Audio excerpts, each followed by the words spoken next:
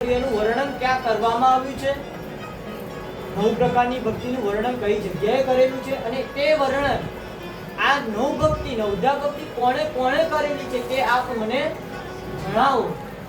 ત્યારે સુખદેવજી મહારાજ શું કહે છે કે નવધા ભક્તિ જે છે શ્રવણમ કીર્તનમ વિષ્ણુ સ્મરણમ પાદ સેવનમ અર્ચનમ વંદનમ દાસ્ય સખ્ય આત્મા નિવેદન, આ જે 9 પ્રકારની ભક્તિ છે તેનું વર્ણન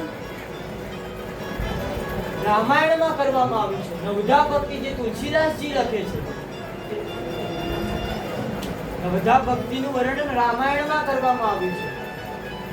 એમાં આપણે જે આજે જે 5 પોથી પાઠ રાખે છે એમાં એક પાઠ રામાયણનો છે. કોઈ ધ્યાનથી જોયું હોય તો ત્યાં સ્થાપનમાં રામાયણની એક પુસ્તક મૂકેલી છે જે આપણા એક બ્રાહ્મણ રામાયણનો પાઠ કરે છે. કારણ કે ભક્તિ વગર ભાગવત અધૂરું છે. ભક્તિ વગર ભાગવત અધૂરું છે.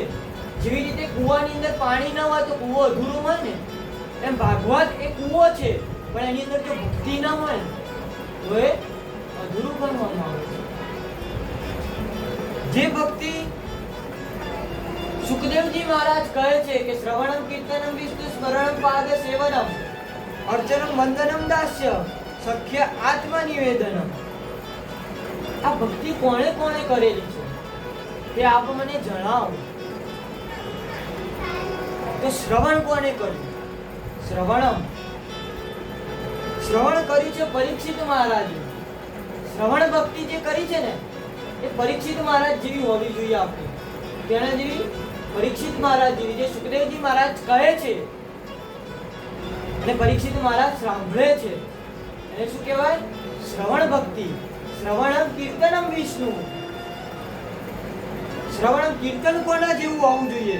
તો કીર્તન સુખદેવજી જેવું હોવું જોઈએ. નિરંતર કીર્તન કરે છે,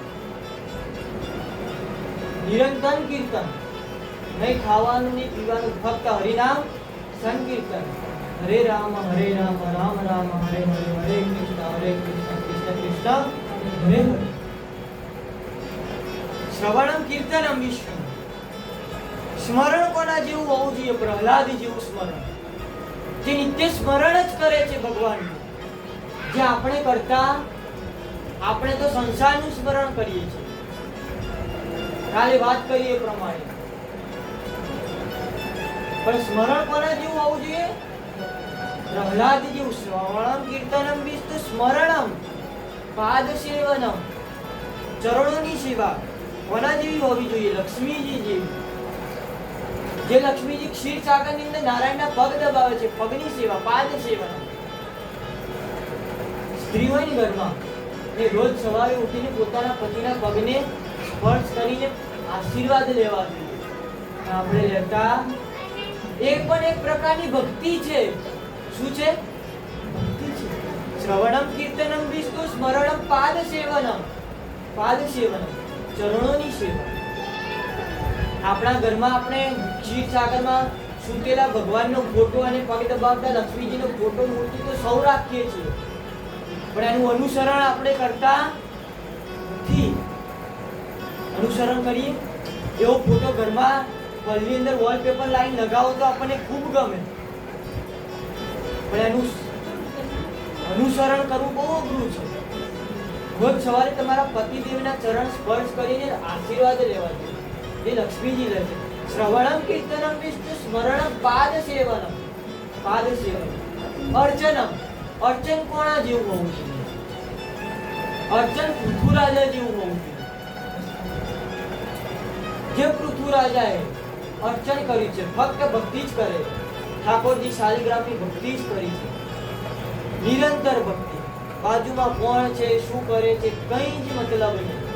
બસ હું અને મારો નામ. અર્ચન પૃથ્વીરાજા જેવું હોવું જોઈએ. શ્રવણમ કીર્તનમ વિષ્ણુ સ્મરણમ પાદ સેવનમ અર્ચનમ પૃથ્વીરાજા જેવું. અર્ચનમ વંદનમ, વંદન કોના જેવા કરવા જોઈએ? શ્રવણમ કીર્તનમ વિષ્ણુ સ્મરણમ પાદ સેવનમ અર્ચનમ પૃથ્વીરાજા જેવું. વંદન, વંદન અક્રૂરજી જેવા કરવા જોઈએ. અક્રૂરજી જેવા. જે અક્રૂરજીએ કૃષ્ણ ભગવાનના પગ પકડી લીધા, વંદન કરે છે, દંડવત. સાક્ષાત ભગવાન તમે અહીંયા આગળ રહી જાઓ, તમારા વગર ગોકુળ, મથુરા અને વૃંદાવન છોડવું પડશે. વંદન કરે છે, સાક્ષાત દંડવત પ્રણામ કરે છે. વંદન કોના જેવા હોવા જોઈએ? અક્રૂરજી મહારાજ જેવા. આપણે કરતા, આપણે પણ આપણા ઘરે ભગવાન ઠાકોરજીની સેવા તો ખાલી માથું ન માગીએ, વંદન કહેવાય, એને વંદન ન કહેવાય. સાક્ષાત દંડવત વંદન કરવા પડે. શ્રવણમ કીર્તનમ વિષ્ણુ સ્મરણમ પાદ સેવનમ અર્ચનમ વંદનમ દાસ્યમ. દાસ્ય ભાવ કોના જેવો રાખવો જોઈએ? શ્રવણમ કીર્તનમ વિષ્ણુ સ્મરણમ પાદ સેવનમ અર્ચનમ વંદનમ દાસ્ય. દાસ્ય ભાવ છે ને હનુમાનજી જેવો રાખવો જોઈએ. જે હનુમાનજી રામ પ્રત્યે દાસ્ય ભાવ, રામ ભગવાન પ્રત્યે જે દાસ્ય ભાવ રાખવો જોઈએ, નિરંતર એમની જે સેવા કરતા હતા એ દાસ્ય ભાવ રાખવો જોઈએ. આપણે ઠાકોરજીની સાથે દાસ્ય ભાવ રાખતા. સખ્ય ભાવ શ્રવણમ કીર્તનમ વિષ્ણુ સ્મરણમ પાદ સેવનમ અર્ચનમ વંદનમ દાસ્ય. સખ્ય, સખ્ય ભાવ કોના જેવો રાખવો જોઈએ? અર્જુન જેવો રાખવો જોઈએ. કોના જેવો? અર્જુન જેવો રાખવો જોઈએ. ભગવાનની સખા બનાવી દીધા અર્જુન કે ભગવાન હવે મારા રથના સારથી તમે બનો. આ જીવન રથના સારથી પણ આપણે ભગવાનને જ બનાવવાના છે. તો આપણે બનાવતા શ્રવણમ કીર્તનમ વિષ્ણુ સ્મરણમ પાદ સેવનમ અર્ચનમ વંદનમ દાસ્ય. દાસ્ય ભાવ અર્જુન જેવો રાખવો જોઈએ. ભગવાનને વિરાટ સ્વરૂપના દર્શન ત્યારે જ થાય જ્યારે આપણે ભગવાનને પોતાના દાસ્ય બનાવીએ. આપણે બનાવતા, આપણે તો કોને દાસ્ય બનાવીએ? સંસારના જે લોકો હોય ને એને જ બનાવીએ. ભગવાનને કદી આપણે આપણા સખા બનાવ્યા? શ્રવણમ કીર્તનમ વિષ્ણુ સ્મરણમ પાદ સેવનમ અર્ચનમ વંદનમ દાસ્ય. સખ્ય આત્મનિવેદન. આત્મનિવેદન કોના જેવું હોવું જોઈએ? બલિરાજાજી. કોના જેવું? બલિરાજાજી. આત્મનિવેદન કરી દીધું ભગવાન સામે કે ભગવાન 3 ડગલા ભૂમિ આપી ભગવાનની સામે. આત્મનિવેદન. છેલ્લે આત્મનિવેદન 3 ડગલા ભૂમિ તો આપી, પણ છેલ્લે પોતાને પણ ભગવાનનો આપી દીધું. કારણ કે કઈ જગ્યાએ ભગવાનનું ચરણ રહી શકે એવી જગ્યા હતી, માટે પોતે પણ ભગવાનને સમર્પિત કરી દીધા. જે આત્મનિવેદન કર્યું, પોતાને ભગવાનને સમર્પિત કરી દીધું. તન, મન અને ધનથી ભગવાનના થઈ જવું, એને આત્મનિવેદન કહેવાય. શું કહેવાય? પરીક્ષિત મહારાજ કહે છે, અને સુખદેવજી મહારાજ જવાબ આપતા નવધા ભક્તિનું વર્ણન કરે છે કે શ્રવણમ કીર્તનમ વિષ્ણુ સ્મરણમ પાદ સેવનમ અર્ચનમ વંદનમ દાસ્ય સખ્ય આત્મ વેદન. તો આ 9 પ્રકારની ભક્તિ છે. તો આ 9 પ્રકારની ભક્તિ કરવાથી શું થાય? 9 પ્રકારની ભક્તિનું વર્ણન તો કર્યું. સુખદેવજી મહારાજને પ્રશ્ન કરે છે પરીક્ષિત મહારાજ કે આપણે જે અમને ભક્તિ બતાવી એ ભક્તિ કરવાથી શું થાય તે અમને જરા વિસ્તૃતમાં બતાવો. એ સમયે સુખદેવજી મહારાજ કહે છે, સુખદેવજી મહારાજ કહે છે કે જ્યારે હિરણ્યાક્ષ જ્યારે આ સૃષ્ટિની અંદર હાહાકાર કરે છે. શું કરે છે? હાહાકાર કરી નાખે છે. સૃષ્ટિની અંદર કોઈ જગ્યાએ એક એવી જગ્યા બાકી નથી રાખી જે જગ્યાએ પાપ ન થતું હોય, દુરાચાર ના હોય, ભ્રષ્ટાચાર ના હોય. કોઈ જગ્યા નથી જ્યાં હોમ હવન બંધ થઈ ગયા છે, ભગવાનના મંદિર બંધ થઈ ગયા છે. કારણ કે હિરણ્યાક્ષે ખૂબ પોતાનો અત્યાચાર વધારી દીધો, પોતાનો ચરણ સીમા ઉપર લાવી દીધો છે હિરણ્યાક્ષે પોતાનો અત્યાચાર. તે સમયે આ પૃથ્વી જે છે ને, પૃથ્વી સમુદ્રના તળિયે જતી રહે છે. ક્યાં જતી રહે છે? સમુદ્રના તળિયે. તે સમયે પૃથ્વી ગાયનું સ્વરૂપ ધારણ કરી અને ભગવાન નારાયણ પાસે જાય છે. આ પૃથ્વી ગાયનું સ્વરૂપ ધારણ કરે છે અને ભગવાન નારાયણ પાસે જાય છે અને નારાયણને કહે છે કે નારાયણ, હવે મારા ઉપર જે બોજ થયો છે બોજ હળવો કરો. મારાથી આ બોજ સહન થતો નથી.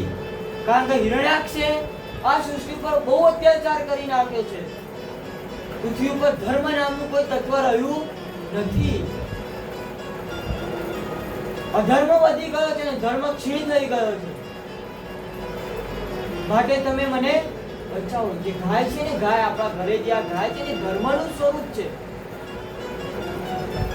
માટે એની અંદર 33 કરોડ દેવી દેવતાઓનો વાસ હોય. શું 33? તમે એક રોટલી ગાયને ખવડાવો ને તો 33 કરોડ દેવી દેવતા માટે 33 કોટી દેવી દેવતાઓ જમે છે. અને જ્યારે તમે એક લાકડી એને મારો ને તો 33 કોટી દેવી દેવતાઓને પણ તમે લાકડી મારો છો. ગાયને કદી મરાય? પૃથ્વી ગાયનું સ્વરૂપ ધારણ કરીને નારાયણના ચરણોમાં જાય છે અને નારાયણને કહે છે કે નારાયણ, તમે મને આ ધરતી ઉપર જે હાહાકાર થયો છે, અધર્મ વધી ગયો છે અને ધર્મની રક્ષા કરો. તે સમયે ભગવાન નારાયણ પૃથ્વીને, ધરતીને, ધર્મને કહે છે, ગાયને કહે છે કે હું ધરતી ઉપર અવતાર લઈને ધર્મની રક્ષા કરીશ. સંભવામી યુગે યુગે. યુગ બદલાય એટલે ભગવાન અવતરણ કરે છે. આ વાર્તાલાપ જે આ કથા શરૂ છે કોના વચ્ચે શરૂ છે? સુખદેવજી મહારાજને સંભળાવે છે. પરીક્ષિત મહારાજને સુખદેવજી મહારાજ સંભળાવે છે. સંભવામી યુગે યુગે. હું યુગે યુગે અવતાર લઈશ અને ધર્મની રક્ષા કરીશ. અને તે સમયે ભગવાન વિષ્ણુ વરાહનું અવતાર ધારણ કરે છે. કોનો અવતાર ધારણ કરે છે? વરાહ અવતાર. બોલીએ શ્રી વરાહ ભગવાન કી જય. ભગવાન વરાહ અવતાર ધારણ કરે છે કે જે પૃથ્વીને હિરણ્યાક્ષે પોતાના સમુદ્ર લોકની અંદર કેદ કરીને રાખી હતી. ત્યાં આગળ ભગવાન વરાહ જઈ હિરણ્યાક્ષ સાથે યુદ્ધ કરીને ધરતીને મોક્ષ પ્રદાન કરે છે. ધરતીને ત્યાંથી છોડાવે છે પોતાના દાંત વડે. દાંતોના આધારે જે સમુદ્રની અંદર જે ધરતી હતી, પૃથ્વી હતી, અને પોતાના દાંતો વડે ઉઠાવીને સમુદ્રમાંથી બહાર લાવે છે અને ભગવાન વરાહનું અવતાર ધારણ કરે છે. બોલીએ શ્રી વરાહ ભગવાન કી જય. હિરણ્યાક્ષ સાથે યુદ્ધ કરીને વરાહ ભગવાનનું પ્રગટ્ય થાય છે. હવે ત્યાં આગળ હિરણ્યાક્ષ આવે છે. કોણ આવે છે? હિરણ્યાક્ષ આવે છે.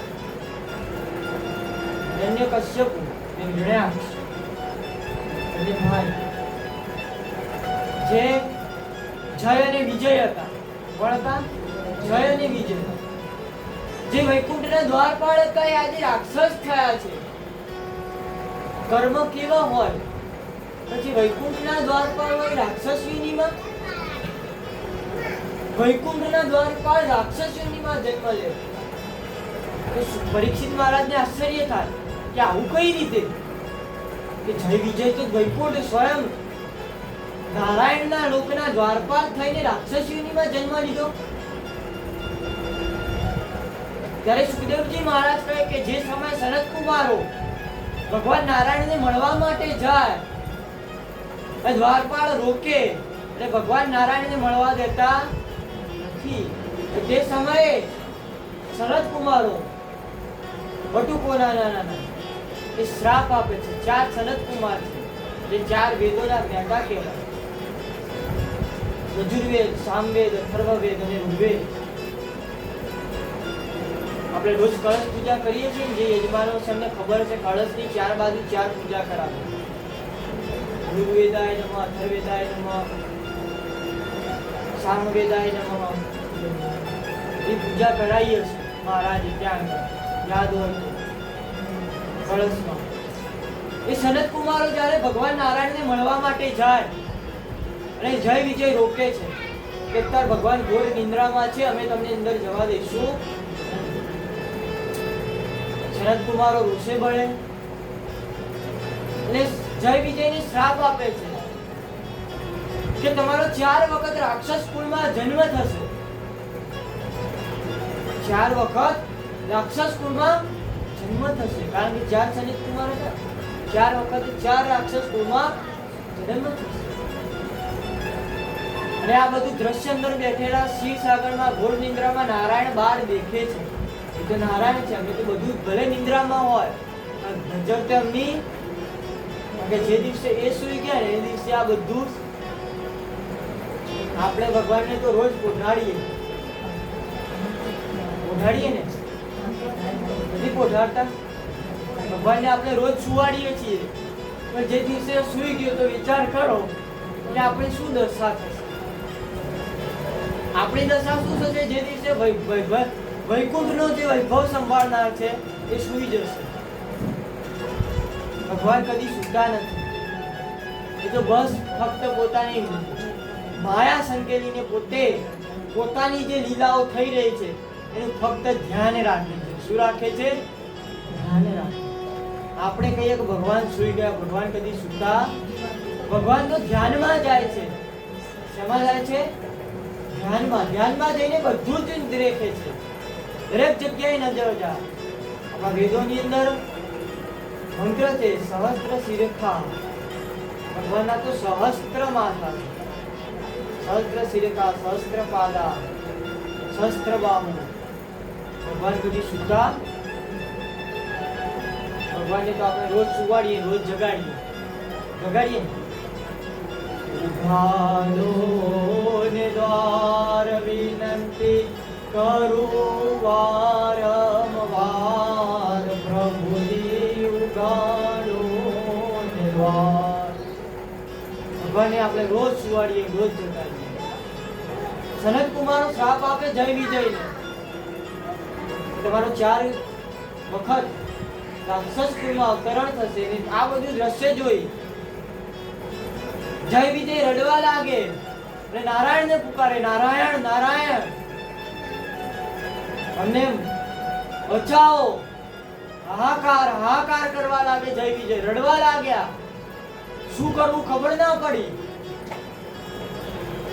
અચાનક કોઈ વસ્તુ આવી જાય ને આપણા જીવનમાં, અચાનક કોઈ દુઃખ આવી જાય તો આપણે હાહાકાર કરીએ. આપણે નારાયણના શરણે જઈએ. કોના શરણે જઈએ? નારાયણના શરણે જઈએ. આપણે જ્યારે આપણા જીવનમાં કષ્ટ આવે ત્યારે જ આપણે ભગવાનને યાદ કરતા આવીએ. જય વિજયને કષ્ટ આવ્યું ને એટલે નારાયણને પુકારે, હે નારાયણ મારી રક્ષા કરો. પાહી નારાયણ અમારી રક્ષા કરો. ત્યારે નારાયણ પોતે વૈકુંઠના અધિપતિ નેત્રો ખોલીને પોતાનું પિતાંબર સરખું કરીને જ્યારે વૈકુંઠના ઉમરા ઉપર આવે છે, દ્રશ્ય તો જુઓ.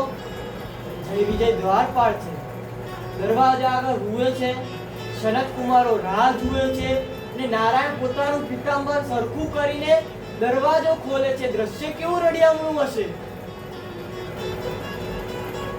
અને જય વિજયને કહે છે કે બોલો જય વિજય, શું થયું છે? ખબર બધી જ છો નારાયણ, પણ તો પણ પૂછે છે શું થયું?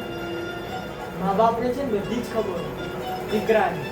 જ્યારે દીકરો રડતો હોય તો પણ મા બાપ પૂછે કે દીકરા શું થયું? દીકરો નાનો રડતો હોય ને એને ખબર જ એની માને કે એને ભૂખ લાગી છે, કે એને રમકડા જોઈએ છે, કે એને ઊંઘ આવી છે, પણ તોય દીકરાને પૂછે શું કરવું છે. એવી જ રીતે નારાયણ બહાર આવે છે આશ્ચર્યચકિત થઈને. પોતાની લીલા તો જુઓ નારાયણની. બધું જ જાણવા છતાં અજાણ બનીને નારાયણ પ્રશ્ન કરે છે કે જય વિજય શું થયું છે? ત્યારે નારાયણને પ્રશ્ન કરતા જય વિજય કહે તેમને સનત કુમારો દ્વારા શ્રાપ મળ્યો છે, શ્રાપમાં તેમને ઉગારો. નારાયણ અમને આ શ્રાપમાંથી ઉગારો, અમારી રક્ષા કરો. અમે તો તમારા દ્વારપાળ છીએ. તે સમય નારાયણ કહે છે કે જે શ્રાપ મળ્યો છે તો હું દૂર નહીં કરી શકું, પણ એક વરદાન આપું છું તમને કે જે 4 યુગમાં, જે 4 યોનિમાં તમે રાક્ષસ કુળમાં જન્મ લેશો તે વખતે તમારો ઉદ્ધાર હું કરીશ. ભગવાન છે ને કોઈને મારતો નથી, ભગવાન એને તારે છે. શું કરે છે? ભગવાને રાવણ અને કંસને માર્યા નથી. ભગવાને હિરણ્યાક્ષ અને હિરણાક્ષને માર્યા નથી. ભગવાને તો એમનો ઉદ્ધાર કર્યો છે, તારે છે. વાર્તા ભગવાને તો વરદાન આપ્યું છે કે જે વખતે તમે રાક્ષસ કુળમાં જન્મ લેશો તે વખતે હું પણ તમારી સાથે પૃથ્વીલોકમાં મૃત્યુલોકમાં જન્મ લઈને તમારી સાથે જ ધર્મની રક્ષા કરીશ. તમને તમારી સાથે રહીને ધર્મની રક્ષા કરીને તમને તારીશ, મારીશ. તે સમયે જય અને બીજા હિરણ્યકશ્યપ હિરણાક્ષનું રૂપ ધારણ કરે છે ને આ મૃત્યુલોકની અંદર અવતરણ લે છે. આ પૃથ્વીલોકની અંદર દેખો ગમે તેટલા ખરાબ કર્મ કર્યા હોય માણસ, જય વિજય ખરાબ કર્મ કર્યા અને એમને શ્રાપ મળ્યો. પરીક્ષિત મહારાજને સુખદેવજી મહારાજ કહે છે કે શ્રાપ મળે છે, આપણને પણ શ્રાપ મળે. આપણે પણ ભગવાનના દ્વારપાળ જ છીએ, આપણે પણ ભગવાનના દ્વારપાળ જ છીએ, આપણને પણ શ્રાપ મળે છે. એની અંદર